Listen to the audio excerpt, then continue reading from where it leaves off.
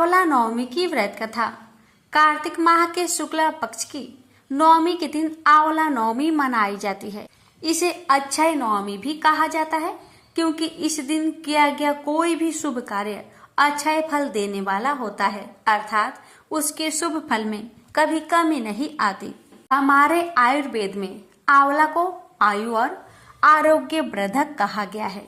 इस दिन आंवला के वृक्ष की पूजा करके उसके नीचे बैठकर भोजन करने का बड़ा महत्व है। माना गया है कि इससे वर्ष आयु आरोग्य बना रहता है। इस दिन आंवला के फल का सेवन किया जाता है। आंवला नवमी का महत्व। आंवला नवमी का महत्व इसी बात से समझा जा सकता है क्योंकि इसी दिन द्वापर युग का प्रारंभ हुआ था, जिसमें स्वयं भगवान श्री कृष्ण ने जन्म लिया था। आंवला नवमी के दिन ही भगवान श्री कृष्ण ने वृंदावन गोकुल की गलियां छोड़कर मथुरा प्रस्थान किए थे। संतान और पारिवारिक सुखों की प्राप्ति के लिए रखा जाता है। व्रत इस दिन उन्होंने अपनी बाल लीलाओं का त्याग करके कर्तव्य के पथ पर पहला कदम रखा था। इसी दिन से वृंदावन की परिक्रमा भी प्रारंभ होती है। आंवला नवमी का व्रत संतान और पारिवारिक सुखों की प्राप्ति के लिए किया जाता है। यह व्रत पति पत्नी साथ में रखे तो उन्हें इनका दोगुना शुभ फल प्राप्त होता है।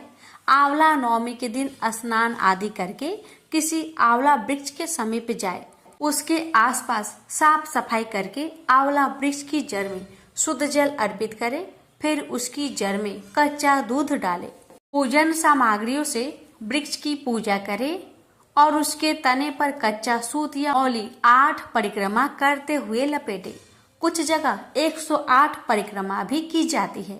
इसके बाद परिवार के सुख समृद्धि की कामना करके वृक्ष के नीचे ही बैठकर परिवार मित्रों सहित भोजन किया जाता है। आंवला को वेद पुराणों में अत्यंत उपयोगी और पूजनीय कहा गया है। आंवला का संबंध कनकधारा स्रोत से भी है। अब आइए श्रवण करते हैं आंवला नवमी और शंकराचार्य की पावन कथा। एक कथा के अनुसार एक बार जगत गुरु आदि शंकराचार्य भिक्षा मांगने एक कुटिया के सामने रुके। वहां एक बूढ़ी औरत रहती थी जो अत्यंत गरीबी और दयनीय स्थिति में थी। शंकराचार्य की आवाज सुनकर वह बूढ़ी औरत बाहर आई। उसके हाथ में एक सूखा आंवला था। वह बोली, महात्मन, मेरे पास इस सूखे आंवले के सिवाय कुछ नहीं है जो आपको भिक्षा में दे सकूं। शंकराचार्य को उसकी स्थिति पर दया आ गई और उन्होंने उसी समय उसकी मदद करने का प्रण लिया। उन्होंने अपनी आंखें बंद की और मंत्र रूपी 22 श्लोक बोले। ये 22 श्लोक कनकधारा स्रोत के श्लोक थे। माँ लक्ष्मी ने दिव्य दर्शन दिए और कहा कि शंकराचार्य, इस औरत ने पूर्व जन्म में कोई भी वस्तु दान नहीं की। यह अत्यंत कंजूस थी और मजबूर बस कभी किसी को कुछ देना ही पड़ जाए तो यह बुरे मन से दान करती थी। इसलिए इस जन्म में इसकी यह हालत हुई है। यह अपने कर्मों का फल भोग रही है, इसलिए मैं इसकी कोई सहायता नहीं कर सकती। शंकराचार्य ने देवी लक्ष्मी की बात सुनकर कहा, हे महालक्ष्मी, इसने पूर्व जन्म में अवश्य दान धर्म नहीं किया है, लेकिन इस जन्म में इसने पूर्ण श्रद्धा से मुझे यह सूखा आंवला भेंट किया है। इसके घर में कुछ नहीं होते हुए भी इसने यह मुझे सौंप दिया। इस समय इसके पास यही सबसे बड़ी पूंजी है। क्या इतना भेंट करना पर्याप्त नहीं? शंकराचार्य की इस बात से देवी लक्ष्मी प्रसन्न हुई और उसी समय उन्होंने गरीब महिला की कुटिया में स्वर्ण के आंवले की वर्षा कर दी। लक्ष्मी माता, जैसे आपने उस बुढ़िया माई पर अपनी कृपा करी, वैसे ही आपकी कथा कहने वाले, सुनने वाले, हुक्कार भरने वाले सभी की परिवार पर अपनी कृपा सदा सर्वदा बनाए रखना। प्रेम से बोलिए माँ महालक्ष्मी की जय। काशी नगर में एक निसंतान धर्मात्मा तथा दानी वैश्या रहता था।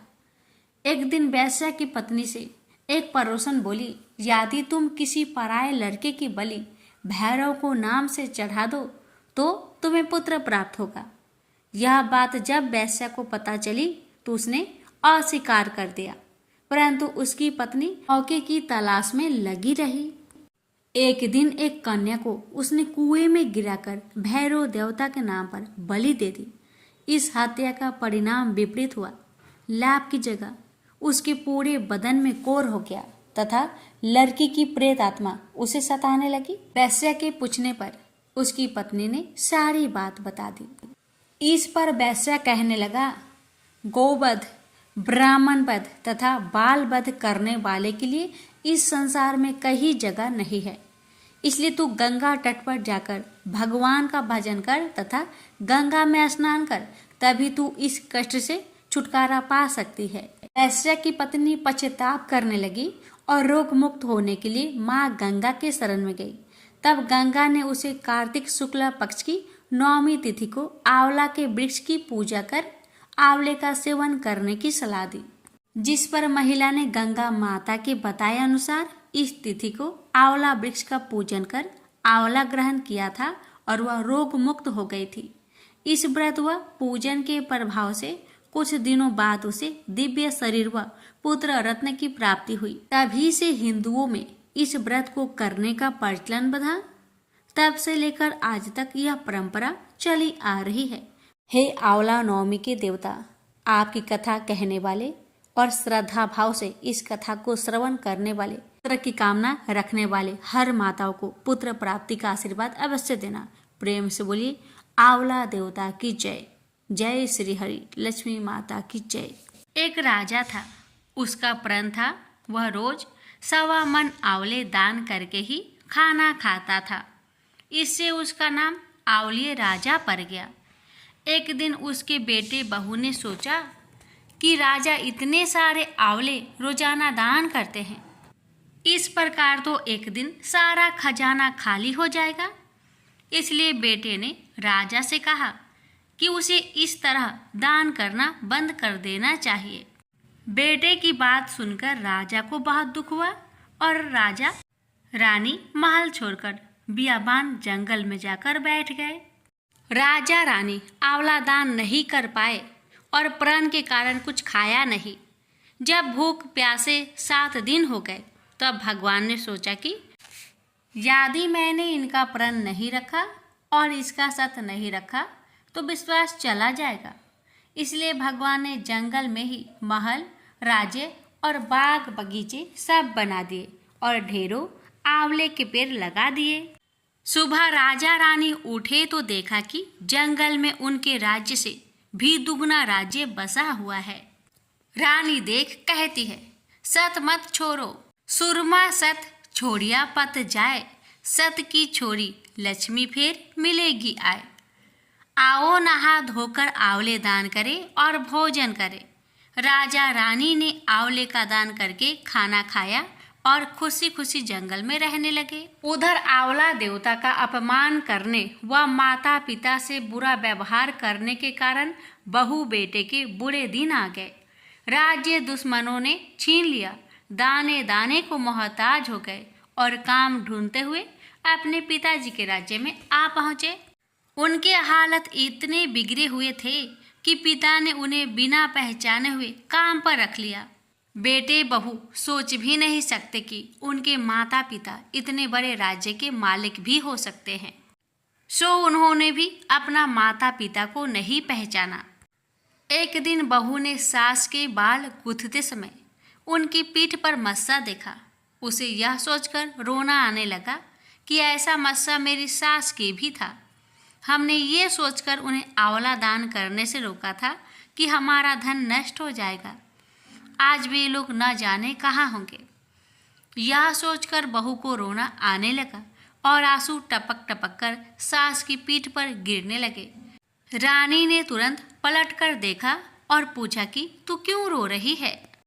उसने बताया कि जैसा आपके पीठ में मस्सा है वैसा ही मस्सा मेरी सास की पीठ पर भी था। हमने उन्हें आंवले दान करने से मना कर दिए, इसलिए वे घर छोड़कर कहीं चले गए। तब रानी ने उन्हें पहचान लिया, सारा हाल पूछा और अपना हाल बताया। अपने बेटे बहू को समझाया कि दान करने से धन कम नहीं होता बल्कि बढ़ता है। बेटे बहू भी अब सुख से राजा रानी के साथ रहने लगे। हे भगवान, जैसा राजा रानी का साथ रखा वैसे ही कहते सुनते सारे परिवार का सुख रखना। प्रेम से बोलिए विष्णु भगवान जी की जय। एक बार भगवान नारायण बैकुंठ लोक में सोए हुए थे। उन्होंने सपने में देखा कि करोड़ों चंद्रमाओं की कांति वाले त्रिशूल डमरूधारी स्वर्ण भरण भूषित सूर्येंद्र बंदित सिद्धि सेवित त्रिलोचन भगवान शिव प्रेम और आनंदातिरेक से उन्मत्त होकर उनके सामने नृत्य कर रहे हैं। उन्हें देखकर भगवान विष्णु हर्ष से गदगद हो उठे और अचानक उठकर बैठ गए। कुछ देर तक ध्यानस्थ बैठे रहे। उन्हें इस प्रकार बैठे देखकर श्री लक्ष्मी जी पूछने लगी, भगवान, आपके इस प्रकार अचानक निद्रा से उठकर बैठने का क्या कारण है? भगवान ने कुछ देर तक उनके इस प्रश्न का कोई उत्तर नहीं दिया और आनंद में निमग्न चुपचाप बैठे रहे। कुछ देर बाद हर्षित होते हुए बोले, देवी, मैंने अभी स्वप्न में भगवान श्री महेश्वर का दर्शन किया है। उनकी छवि ऐसी अपूर्व, आनंदमयी एवं मनोहर थी कि देखते ही बनती थी। मालूम होता है कि शंकर ने मुझे स्मरण किया है। अहो भाग्य, चलो कैलाश में चलकर हम लोग महादेव के दर्शन करें। ऐसा विचार कर दोनों कैलाश की ओर चल दिए। भगवान शिव के दर्शन के लिए कैलाश मार्ग पर आधी दूर गए होंगे कि देखते हैं भगवान शंकर स्वयं गिरिजा के साथ उनकी ओर चले आ रहे हैं। अब भगवान के आनंद का तो ठिकाना ही नहीं रहा, मानो घर बैठे निधि मिल गई। पास आते ही दोनों परस्पर बड़े प्रेम से मिले। ऐसा लगा मानो प्रेम और आनंद का समुद्र उमड़ पड़ा। एक दूसरे को देखकर दोनों ने नेत्रों से आनंद आंसू बहने लगे और शरीर पुलकायमान हो गया। दोनों ही एक दूसरे से लिपटे हुए कुछ देर मुखबख्त खड़े रहे।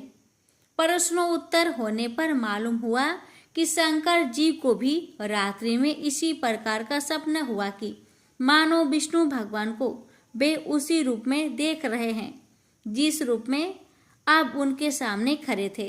दोनों के स्वप्न का वृत्तांत से अवगत होने के बाद दोनों एक दूसरे को अपने निवास ले जाने का आग्रह करने लगे। नारायण ने कहा कि बैकुंठ चलो और भोलेनाथ कहने लगे कि कैलाश की ओर प्रस्थान किया जाए। दोनों के आग्रह में इतना अलौकिक प्रेम था कि यह निर्णय करना कठिन हो गया कि कहाँ चला जाए। इतने में ही क्या देखते हैं कि बीना बजाते हरिगुण गाते नारद जी कहीं से आ निकले। बस फिर क्या था, लगे दोनों उनसे निर्णय कराने कि कहाँ चला जाए। बेचारे नारद जी तो स्वयं परेशान थे उस अलौकिक मिलन को देखकर। वे तो स्वयं अपनी शुद्ध बुद्ध भूल गए और लगे मस्त होकर दोनों का गुणगान करने। अब निर्णय कौन करे? अंत में यह तय हुआ कि भगवती उमा जो कह दे वही ठीक है। भगवती उमा पहले तो कुछ देर चुप रही। अंत में वे दोनों की ओर मुख करते हुए बोली, हे नाथ, हे नारायण, आप लोग के निश्चल अनन्य एवं अलौकिक प्रेम को देखकर तो यही समझ आता है कि आपके निवास अलग अलग नहीं है। जो कैलाश है वही बैकुंठ है और जो बैकुंठ है वही कैलाश है। केवल नाम में ही भेद है। यही नहीं, मुझे तो ऐसा प्रतीत होता है कि आपकी आत्मा भी एक ही है, केवल शरीर देखने में दो है। और तो और मुझे तो स्पष्ट लग रहा है कि आपकी भार्याएं भी एक ही हैं। जो मैं हूँ वही लक्ष्मी है और जो लक्ष्मी है वही मैं हूँ। केवल इतना ही नहीं, मेरी तो अब यह दृढ़ धारणा हो गई है कि आप लोगों में से एक के प्रति जो देश करता है वह मानो दूसरे के प्रति ही करता है। एक की जो पूजा करता है वह मानो दूसरे की भी पूजा करता है। मैं तो तय समझती हूँ कि आप दोनों में जो भेद मानता है उसका चिरकाल तक घोर पतन होता है। मैं देखती हूँ कि आप मुझे इस प्रसंग में अपना मध्य स्थल बनाकर मानो मेरी प्रवचना कर रहे हैं, मुझे असमंजस में डाल रहे हैं, मुझे भुला रहे हैं। अब मेरी यह प्रार्थना है कि आप लोग दोनों ही अपने अपने लोक को पधारिए। श्री विष्णु यह समझे कि हम शिव रूप में बैकुंठ जा रहे हैं और महेश्वर यह माने कि हम विष्णु रूप में कैलाश गमन कर रहे हैं। इस उत्तर को सुनकर दोनों परम प्रसन्न हुए और भगवती उमा की प्रशंसा करते हुए दोनों ने एक दूसरे को प्रणाम किया और अत्यंत हर्षित होकर अपने अपने लोक को प्रस्थान किया। लौटकर जब श्री विष्णु बैकुंठ पहुंचे तो श्री लक्ष्मी जी ने उनसे प्रश्न किया, हे प्रभु, आपको सबसे अधिक प्रिय कौन है? भगवान बोले, प्रिय, मेरी प्रियतम केवल श्री शंकर है। देहधारियों को अपने देह की भांति वे मुझे अकारण ही प्रिय है। एक बार मैं और श्री शंकर दोनों पृथ्वी पर घूमने निकले। मैं अपने प्रियतम की खोज में इस आशय से निकला कि मेरी ही तरह जो अपने प्रियतम की खोज में देश देशांतर में भटक रहा होगा वही मुझे अकारण प्रिय होगा। थोड़ी देर के बाद मेरी श्री शंकर जी से भेंट हो गई। वास्तव में मैं ही जनार्दन हूँ और मैं ही महादेव हूँ। अलग अलग दो घरों में रखे हुए जल की भांति मुझ में और उनमें कोई अंतर नहीं है। शंकर जी के अतिरिक्त शिव की चर्चा करने वाला शिव भक्त भी मुझे अत्यंत प्रिय है। इसके विपरीत जो शिव की पूजा नहीं करते वे मुझे कदापि प्रिय नहीं हो सकते। इस तरह जो शिव की पूजा करता है वह बैकुंठवासी विष्णु को भी स्वीकार है और जो श्री विष्णु की वंदना करता है वह त्रिपुरारी को भी मान लेता है। प्रेम से बोलिए हर हर महादेव। माता पार्वती की जय। लक्ष्मीपति विष्णु भगवान की जय। एक बार विनायक जी छोटे बालक के रूप में चिमटी में चावल और चमचे में दूध लेकर निकले। वो हर किसी से कह रहे थे कि कोई मेरे लिए खीर बना दो, कोई मेरे लिए खीर बना दो, मगर किसी ने भी विनायक जी के लिए खीर नहीं बनाया। कुछ दूर चलते चलते कुछ आगे बढ़ने पर विनायक जी को एक बूढ़ी माई बैठी मिली। विनायक जी बूढ़ी माई के पास जाकर बोले, कोई मेरे लिए खीर बना दो, कोई मेरे लिए खीर बना दो। तो बूढ़ी माई ने कहा, बेटा ला, मैं तेरे लिए खीर बना देती हूँ। तब विनायक जी ने बूढ़ी माई से कहा, माँ बर्तन लेकर आओ और घर का सबसे बड़ा बर्तन को ही लेकर आना। तब बूढ़ी माई ने सोचा, ये तो बच्चा है, बच्चे का मन रखने के लिए बड़ा बर्तन लेकर चली आती हूँ। इतना सोचकर बूढ़ी माई अपने घर में जाकर घर के सबसे बड़े बर्तन को लेकर बाहर आती है और विनायक जी के सामने रख देती है। अब विनायक जी अपने चम्मच में से दूध को उस बर्तन में डालते जाते हैं। बर्तन भरते जाता है। बर्तन एक चम्मच दूध से पूरा भर गया, फिर भी दूध चम्मच में भरा ही रह गया। बूढ़ी माई घर के सारे बर्तन को लाकर बाहर रख दी। सारे बर्तन दूध और चावल से भर गए।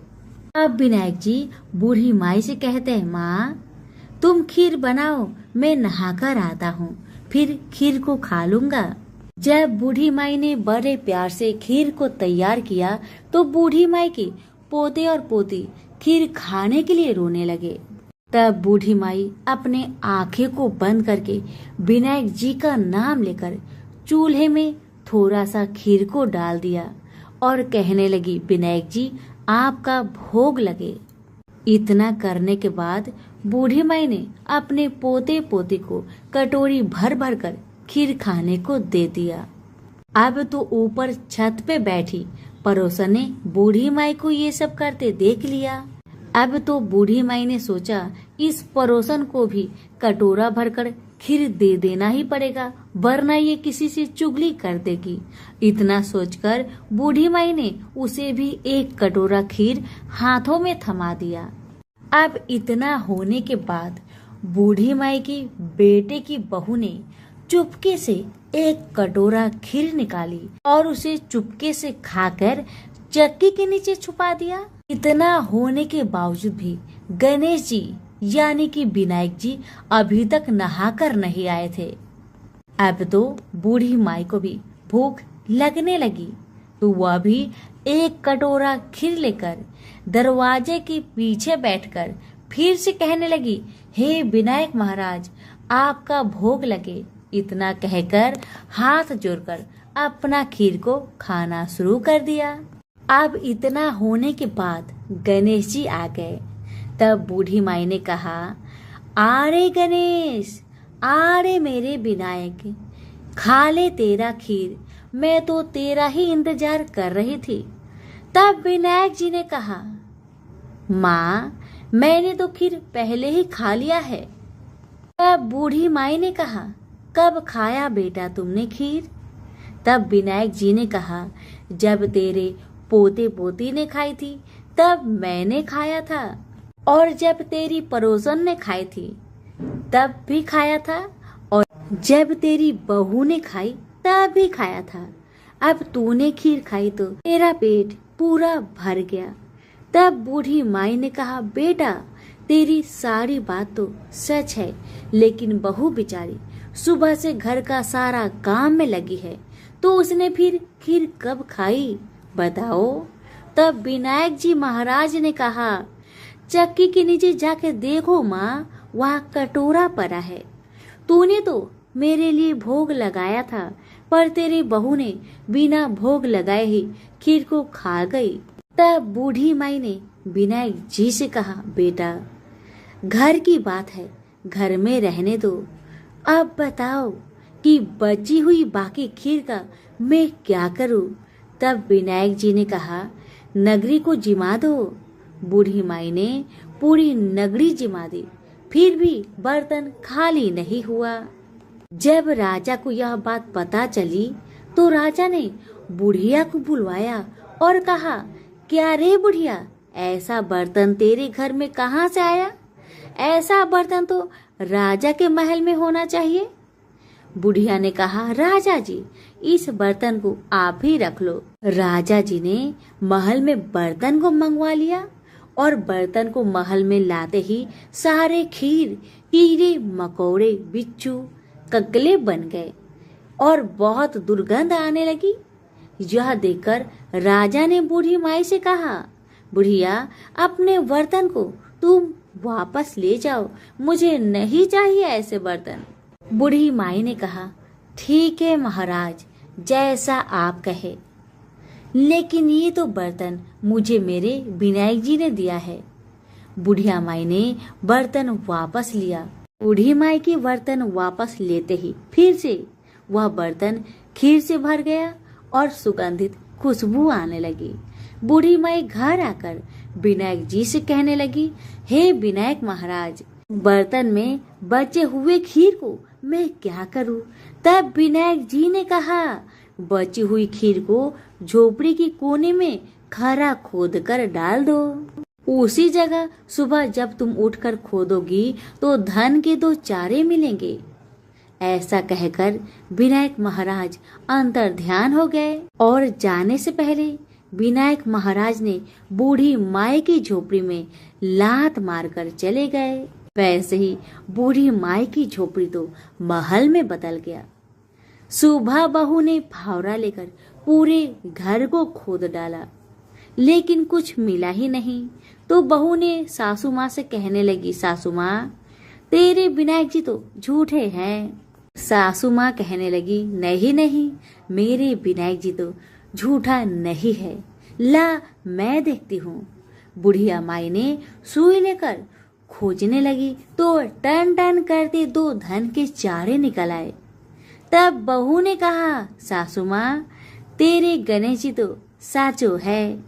सासू माँ ने अपने बहू से कहा, विनायक जी तो भावनाओं के भूखे हैं। हे विनायक जी महाराज, हे गजानंद, हे गणेश जी महाराज, जैसे आपने बूढ़ी माई को दिया वैसे सबको देना। विनायक जी की कहानी कहने वाले, हुक्कारे भरने वाले और आसपास के सभी सुनने वाले सबको देना। तो सभी प्रेम से बोले विनायक महाराज की जय।